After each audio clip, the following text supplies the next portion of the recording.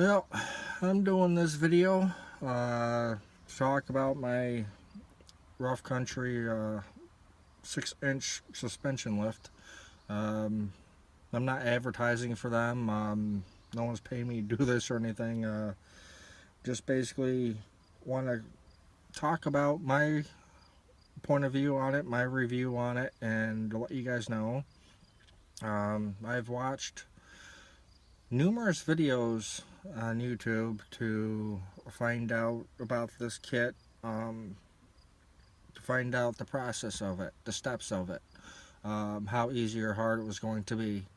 One thing I've noticed out of pretty much every video I've watched, um, it wasn't explaining what was easy or hard through the whole process.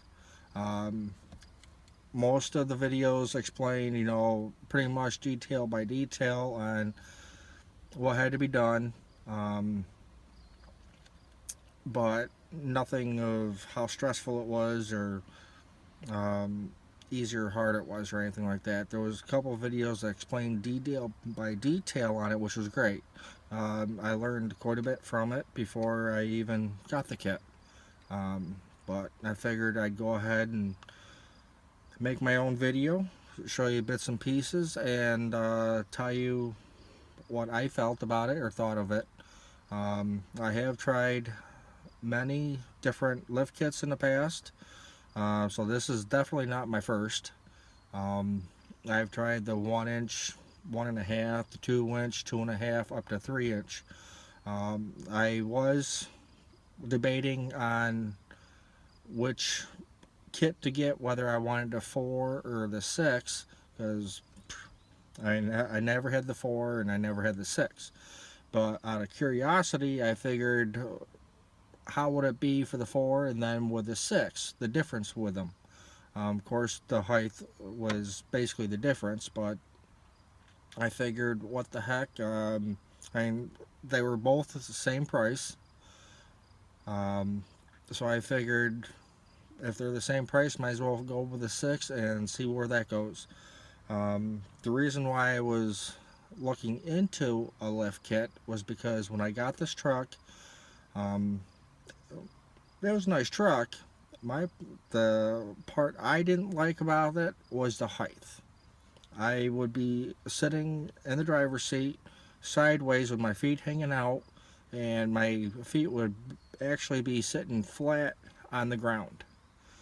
To me, that's not a truck. It needs to be higher off. I like to be able to climb up into a truck and slide out of it. That's why I wanted to be able to have the lift kit. Other than that, I got running boards on here, and before the lift kit was put on, to me, the running boards were just for looks, because you didn't use them. You didn't need them. So I figured I'd go ahead and put the lift on here and see how I liked it. So honestly, it improved the ride. I like sitting up higher than what I was in it, so to me, I'm grateful I got it. Now I'm going to walk you through some of the things and explain to you my thoughts and how things went with it. Just give me a moment.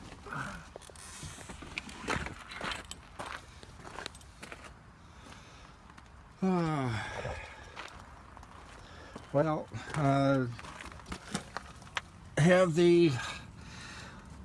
it didn't take long to really start taking the front end apart or anything like that. I had my brother-in-law help me. He's got a garage with a lift. That's what we used. It didn't really take long to start tearing the front end apart. I thought it was pretty cool and how things were taken apart. I did take some pictures of it. I should have done videos, but I wasn't really thinking about it at that time. I was mainly trying to get this job done. The part that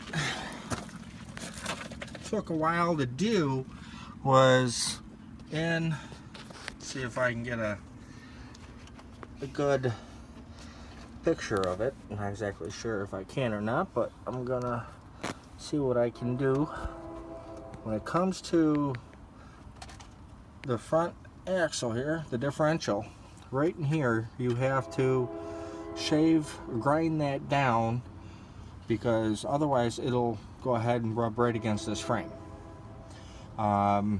It took us a little bit of time to shave that down, but I'd say probably like 20-25 minutes we had it all in there.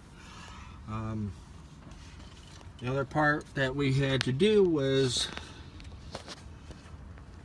let's see here if I can get a good enough picture, is that part of the frame here extended out, so that we had to cut and grind this down, which was really no problem. There were extra accessories that I did get with the kit that they said that you don't need with the kit, but they recommended it. So the accessories, for one, are these right here. These are the control arms, which basically the stabilizer arms. So there's a train going by here.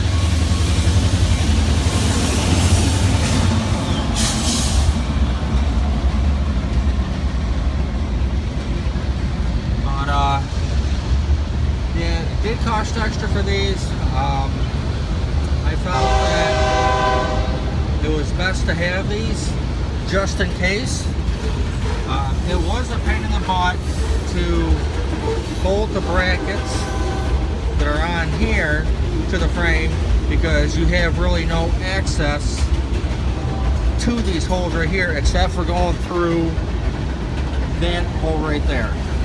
And there's not really that much arm room in there.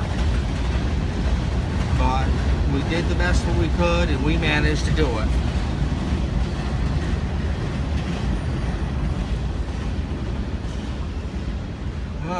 Okay, so this is one of the accessories that I got that didn't come with a kit.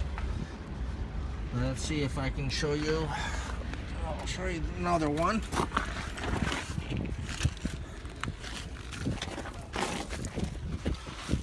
Let's see if I can.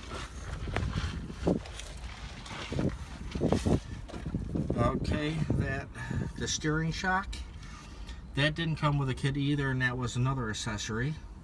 But to me, that was well worth getting.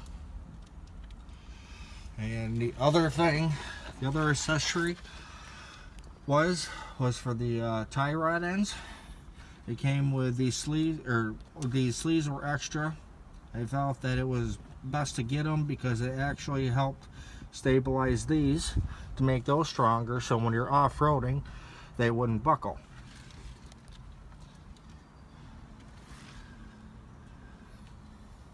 But the one thing that was a real pain in the butt that took the longest to do, just bear with me here,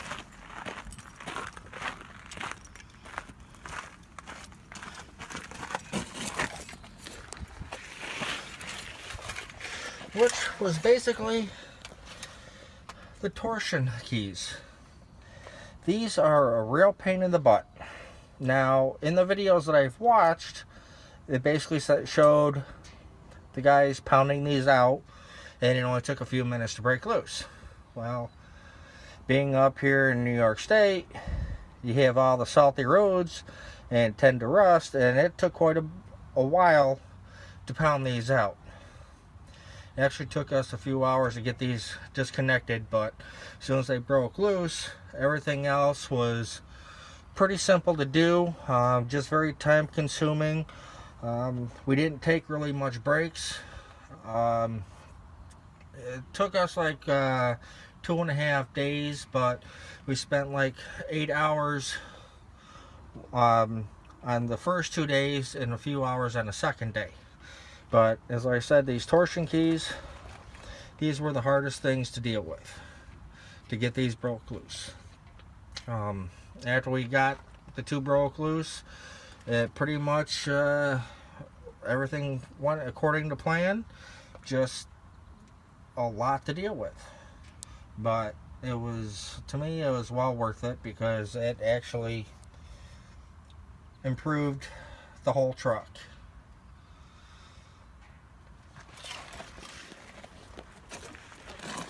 And if you don't have the proper tools, it is a pain in the butt to actually get it all completed. So other than the train interrupting, I'm hoping that